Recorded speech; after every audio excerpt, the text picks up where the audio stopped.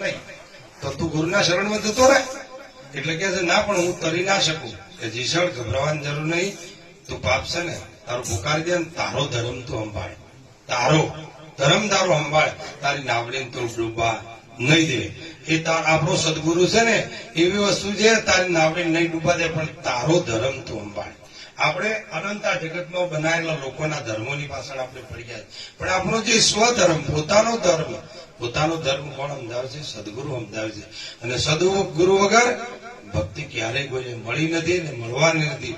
આપણે ભજનો ગાઈ શકીએ ખરા, સત્સંગ કરી શકીએ ખરા, પણ જે જાણવાનું છે ને એ તો ગુરુ સિવાય આપણને કોઈ નહીં આપી શકે મિત્રો. કારણ કે આ વસ્તુ ગુરુના માધ્યમથી પ્રકટ થાય છે, ગુરુના મુખમાંથી પ્રકટ થાય છે. આ પ્રવાહ એવો છે.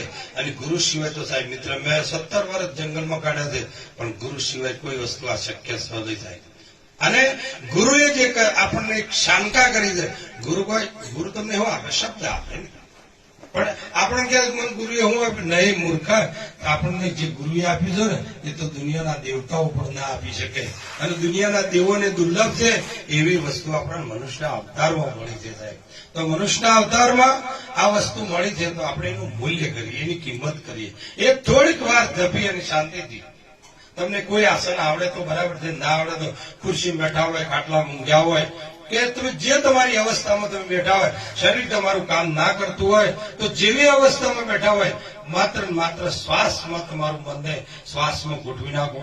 આ શ્વાસ આવે છે ને જાય છે ને એ કોઈક વસ્તુ છે સાહેબ. જે શ્વાસ અંદર ગયો તે જીવન છે, અને જે શ્વાસ બહાર નીકળ્યો ને તે જ મૃત્યુ છે. જે શ્વાસ અંદર ગયો તે પ્રાણ છે, અને બહાર નીકળ્યો તે અપાન છે. એ ગંગા સતી કે જે પ્રાણ અને અપાન ની તમે કરો એકતા. એટલે પ્રાણ એટલે જે શ્વાસ અંદર જાય છે, જે શ્વાસ બહાર આવે છે, જે ઈંગલા અને પિંગલાના રૂપમાં ચાલી રહ્યું છે, એને તું એક ઘેર લાય તો એક ઘેર એટલે સૂક્ષ્મણાના સ્વરમાં તું લાવ. એટલે એક મહાપુરુષે ભજનમાં ગાયું છે કે મૂળ કમળમાં ચોકી ચાર ગણપતિ આસન ધર્યા, સાધુભાઈ બિના ભજન કોણ કર્યા, એ સાધુડા વાળી ક્રિયા. આ સાધુવાની ક્રિયા છે.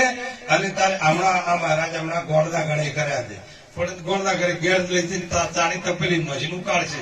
ગણે આવા હોય અને બમણ હોપાડી ના ગણે કરે, પછી ઘેર જઈને હોડીથી કાપી અને ઉપાડી ખાઈ જાય. ગણે આવા ના હોય. ગણે તો આ સંતોએ બતાયા મૂળ કમળમાં ચોકી ચાર. તો મૂળ કમળ કોને કેવું? એની ચાર ચોકી ગઈ છે. તો મૂળ કમળમાં ચોકી ચાર ગણપતિ આસન ધર્યા, સાધુભાઈ બિના ભજન કોણ તર્યા.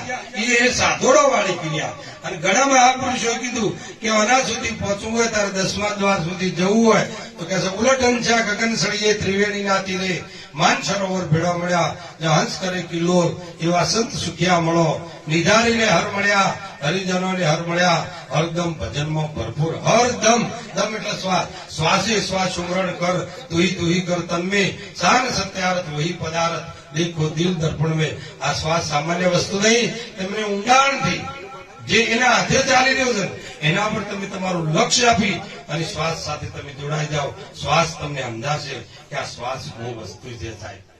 હા, એમને નહીં સમજાય, પણ ગુરુએ કરેલી શાંકા અને ગુરુની શક્તિ દ્વારા, ગુરુના યોગ દ્વારા તમે શાંતિથી બેસી અણી અગર ઉપર આસન રસીઓ દીઠા દેવ મુરારી, ગરીબદાસ ગુરુ નેવારમ ચરણે, આ ગુરુ વચનની બલિહારી, 14 લોકમાં જોયું તપાસી, માં શોભા બની છે બહુ સારી, પંચભૂતનો 10 દરવાજા, એમાં છે લીલા તમારી, સહેજ સમાધિમાં સુરતાઈ જોઈ 15મી બારી બેસીને જોઈ તપાસી, માં ખેલ સંદર નારી. સંતોભાઈ મને ગુરુ મળ્યા છે ગિરધારી.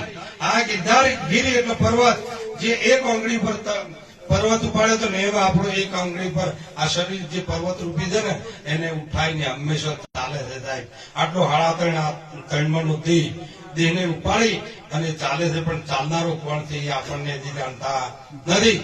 તો એને જાણવા માટે આપણને મનુષ્યનો અવતાર મળ્યો. પણ એને શાળાના શિક્ષકો નહીં સમજાઈ શકે, એને ડોક્ટરો નહીં સમજાઈ શકે, વૈજ્ઞાનિકો એન્જિનિયરો નહીં સમજાઈ શકે, કારણ કે આ ગુપ્ત વસ્તુ છે, રહસ્યમય વસ્તુ છે. એક દિવસ એક દર્દી, એક કાકો ભગત મહારાજ હતા, બીમાર પડીને દવાખાનામાં ગયા. એટલે એક બીજો ભગત એની ખબર લેવા ગયો. એટલે તત સીધો લોબો અવાજ, જય ગુરુદેવ જય ગુરુદેવ. થોડીક વાર બીમારી મોટી થઈ જાય. ડોક્ટર વિચાર કરે છે આપણો હાલ તો હક્કો કરતો હતો, અને આ જોવા એક ભગત આવે છે લાગુ થઈ ગયો વાતો કરવા માટે, આત્મા અને પરમાત્માની વાતો કરે. ડોક્ટર પાછળ આવીને ઉભો રહેલો. પાછળ આવીને ઉભો રહીને જોવા છે કે તમે શેની વાતો કરો છો બે જણા કે આત્મા અને પરમાત્માની? તમે એમ કહો છો કે ઓની અંદર આ બધું છે? મેં તો જો કોઈના ઢેસણ ફાડ્યા, કોઈનો પેટ ફાડ્યા, કોઈનો હૃદય ફાડ્યો, આખું શરીર ફાડી ફાડીને મેં જોયું છે લોકોનું, પણ મયા તમે કહો છો એ વસ્તુ છે નહીં, આમાં આત્મા છે જ નહીં. એટલે પછી કે પ્રભુ તમે શી વખતથી જોવા માંગી રહ્યા છો? એટલે કે વળી આ બધું જેમ સહી કે ના, તમારા આત્મા જોવો હોય તો તમે તમારે રજા ક્યારે રહેશે? રવિવારે તમારે ઘેર આવજો હવાર વહેલા. કે હારું, તો આ તો નક્કી થયું. પેલો ભાઈ ઘેર જઈ અને જતી વખત અને જુક્તિ કરી એક દુકાનદાર ત્યાંથી મુઠ્ઠી ભર્યા તલ લઈ ગયો અને એક નાની કાતર લીધું, 2 વાટકીમાં લઈને બેઠો. એને ખબર હતી ડોક્ટર ચોક્કસ આવશે, તો ડોક્ટર 9 વાગ્યા અને આના ઘેર આવ્યો તો પેલો બેઠો બેઠો તલ કાપે, આમ તલ કાપે. એટલે ડોક્ટરે વિચાર કર્યો, પેલા શું કરે છે? હવે મારું બેટું કાલનું માત્ર ઘરમાં કજ્જો બેઠો છે કે ઘરમાં તેલ થઈ ગયું છે સાહેબ, તે બધા એમ કે તલોમ તેલ છે, તલોમ તેલ છે, હું ગડબડ કાપું છું, નહીં તો વાટકી ચોપડી થઈ, નહીં હાથ ચોપડો થતો. આ બધા લોકો જૂઠા નહીં? એટલે કે ના ના ભાઈ, જૂઠા નહીં, તારી જુક્તિ જૂઠી છે. તલોમ તેલ સહી વાત તો સાચી છે, પણ તાણ કે શું નીકળતું નહીં, કાપી કાપી થાક્યો છું તોય. અને પણ કાપેથી ના ને હેરે કે શું કરવું પડે કે આને છે ને ઘણી નાખી અને પીલી નાખવા પડે, હસ્તી મટાડી દેવી પડે. તાણે કે આમાંથી તેલ ને હેરે. કારણ સાહેબ તમારા આખા નાખા રહું છે, હાથમાં જોવો છે, એ મેળ ના આવે. તમારે આ શરીર છે ને એને પીસી નાખવું પડે. હસ્તી કોઈ મીઠાઈ વિના મસ્તી કદી મળતી નથી, આંખ ને મીઠા સિવાય જ્યોતિ કદી જળતી નથી. એ સાહેબ તમારે દર્શન કરવું હોય ને તો સંતો મહાપુરુષો પાસે જઈ એની કળાને શીખો, એની જુક્તિને શીખો સાહેબ. આ ગળાથી ઉપરનો ભાગ છે ને એ સામાન્ય વસ્તુ નથી, આપણે એને જોઈને આ તો એના હાથે ચાલી રહ્યું છે ને એટલે આપણને એની કળા નહીં જાય. પણ આ ગુરુની જરૂર ક્યાં પડે? ગુરુ और સદગુરુ में बड़ो अंतरो जान. આપડે તુલસીદાસ મહારાજ શું કે છે? ગુરુ और સદગુરુ 2 ભાગ પાડ્યા છે. ગુરુ और સદગુરુ में बड़ो अंतरो जान. એટલે કે એ ગુરુ અને સદગુરુમાં કેવા હોય તો કે ગોમના ચોપાઈ બોર્ડ હોય અને બસ આવે એટલે બોર્ડ જોઈને પેલી ઘંટડી મારે કે ભાઈ મવડી, એટલે ત્યાં ઉતારે. એ મવડી લખેલું છે ને એ ગુરુ છે, પણ એમાં પાછો નેસો એક અક્ષર વગરનું લીટું છે કે તારે જો પૂંછવાન મળવું હોય તો ભાઈ મોવડીના બસ બળ બાણ બેહી રહે ને તો તમને નહીં મળે, પણ નેસે એરો માર્યો છે ઓમતા. એનો કોઈ અક્ષર છે? એનો અક્ષર નહીં. એટલે કે છે નહીં અક્ષર છે, અક્ષર ભયા અક્ષર છે ઓમકાર, ઓમકાર છે રરા ભયા સાધુ કરો વિચાર, સાધુ કરો વિચાર ઉલટ અપને કરાવો. તમે પોતાની આ દુનિયાની અંદર વૃત્તિ ફેલાઈ થઈ છે અને એ વૃત્તિમાંથી મુક્ત થઈ તમારા પોતાની અંદર સ્થિરતા મેળવો. જે શ્વાસ આવે છે ને જાય છે, એક શ્વાસ જાતે 3 લોકો મોલ, કહેના સુખે દિયા રોબ જાકે ઢોલ. આ કબીર સાહેબ કહે છે કે એક શ્વાસની કિંમત 3 લોકના મૂલ્ય બરોબર કરી છે. કારણ આપણને તો એની કોઈ પડી જ નહીં જાય, આપણને તો એની કોઈ પડી જ નહીં. આ શ્વાસ એવું વસ્તુ છે. પણ તમે જયારે મોડા થો અને છેલ્લી કક્ષા ભોગવતા એ દાડો શ્વાસનું મૂલ્ય સમજાય. ભૂખની ખબર કેવો પડે, તરસની ખબર કેવો પડે.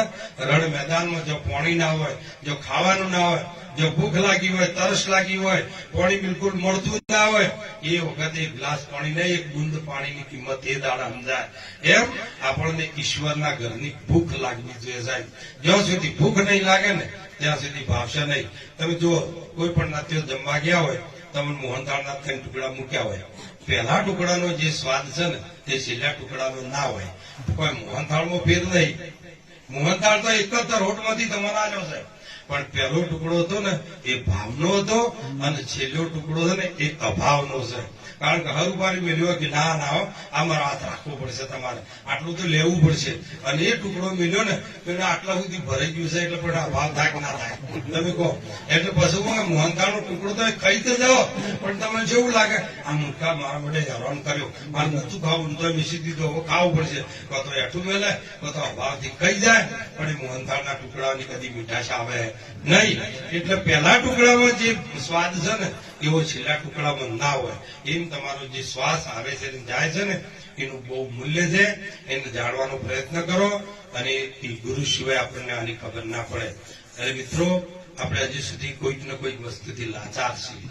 લાચારી છે ને તમને મનુષ્ય અવતાર મળ્યો છે તો લાચારી છે ને સાહેબ. મને 72 વર્ષની અંદર અમારું 72મું વર્ષ બેઠું, મને એટલા બધા અનુભવો છે, એટલા બધા અનુભવો છે કે કોઈ સીમા નહીં સાહેબ. એટલા એવા અનુભવ. હું 17 વર્ષ જંગલમાં એકાંત બેસીને ભજન કરી છે. હું કોઈ જગ્યાએ મને કોઈ સ્પૃહા નથી, કોઈ ઈચ્છા નથી, મારે મોટરસાયકલ જોઈતી નથી કે મારે કોઈ રૂમ બંગલો જોઈતો નતો. મારે એક જ વસ્તુ જોઈતી, મારે ઈશ્વર દર્શન કરવું હતું અને એ ઈશ્વર દર્શન સદગુરુની કૃપાથી એ થઈ ગયું. પણ દર્શન અર્જુન તને આ ચોપડાની વખતે ના થાય, તને આ ચોપડાની વખતે ના થાય એના માટે હું તને દિવ્ય દ્રષ્ટિ આપું અને દિવ્ય દ્રષ્ટિ દ્વારા તું મારા સ્વરૂપને તું જાણી લે. અર્જુન હું જ્યોતિ સ્વરૂપ છું. કેવું સ્વરૂપ કીધું છે? જ્યોતિ સ્વરૂપ કીધું છે. ઇસ્લામ શું કે છે? ઇલાહી નૂર. અલ્લાહ નૂર છે, નૂર એટલે પ્રકાશ. ક્રિશ્ચિયન કહે છે God is the dividing light. અમારો અલ્લાહ, અમારો પરમાત્મા લાઇટ જેવો છે, પ્રકાશ જેવો છે.